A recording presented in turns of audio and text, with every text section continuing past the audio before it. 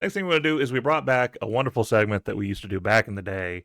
I'm a little sad that Tori's not here for it, but it's fun because I get to play it with you, and it's Who Betta. Did you watch this last week? Do you understand how the rules of this go? No, unfortunately, last week was one of the ones I didn't get to see. Okay, so with Who Betta, there's a new TikTok trend thing where a person is giving another person a list of like 10 people, and they start off with like this person versus this person, and you have to pick which one would win, and then we get to the end to see who the best or what the best, depending on whatever the list is. I felt with John Cena retiring, the best thing to do is we are going to do Who Betta for John Cena's Rivalries. So I've got 10 of them here.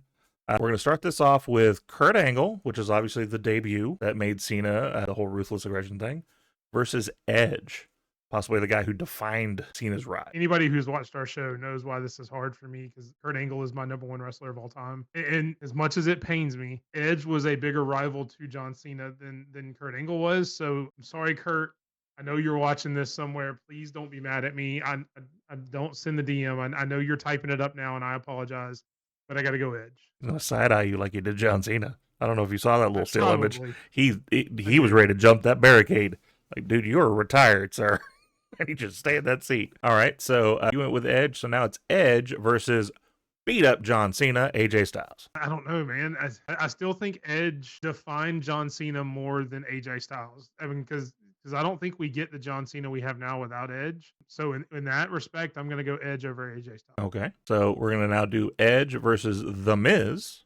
Very underrated and sneaky important rivalry that he had, because that led us to the first and then second time in a lifetime. Yeah, I'm still going to go Edge because I think Cena did more for Miz than Miz did for Cena. Not that wasn't great, and I think Edge's contribution to Cena could be equal to what they did for each other. So just because of that imbalance in the Miz and what John Cena did, I'll still go Edge. Okay. Then we have Edge and Randy Orton. Now you're getting tough. For the longevity of it, and for the fact that they are intertwined throughout their entire career, I got to go Randy Orton. Okay. We have Randy Orton and then Brock Lesnar. I'm never going to pick Brock Lesnar, so I'm going to go Randy Orton. Fair enough. I feel bad just giving him that presentation. Randy Orton versus Triple H. See, I don't remember a ton about Triple H and John Cena. I mean, I know they had some matches, but like I don't consider that one of his big rivals. So I'd have to go Randy Orton. Yeah, no, it was a very short term. It's almost like they tried to do the torch passing thing of like Triple H was the big name and Cena was still on the rise up. So you had, a couple of WrestleMania things back and forth, but nothing really substantial. So I don't disagree with that one at all. This one's going to be tough though. Edge versus the voice of the voiceless, CM Punk. Well, Randy Orton, because I put Randy Orton. Randy Orton. You're right. Sorry, you're right.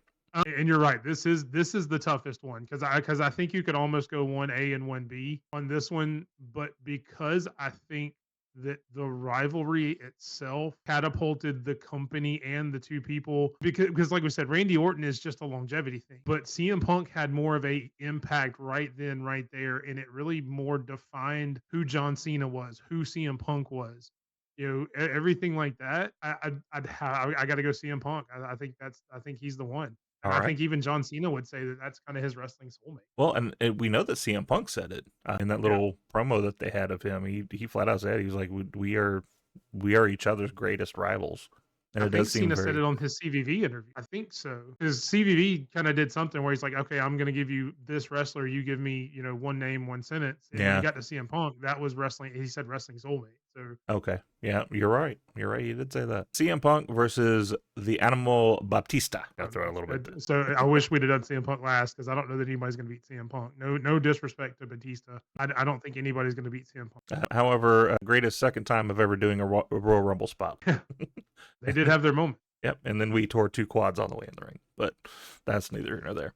All right, so last one, CM Punk and The Rock. I'm still going to go CM Punk. I realize The Rock's got the name value and everything like that, but again, I don't think, much like I said about Edge and really Randy Orton, you don't get John Cena without CM Punk, and I don't know that you get CM Punk necessarily without John Cena. They were so different. They were such the antithesis of each other that it just worked so well, and they worked so well together. I think that's got to be it. Other than Stampede's right, written tights. Here's the cover. Can he do it? Kick out at 2. We're calling out hate in the squared off ring. Kicking out.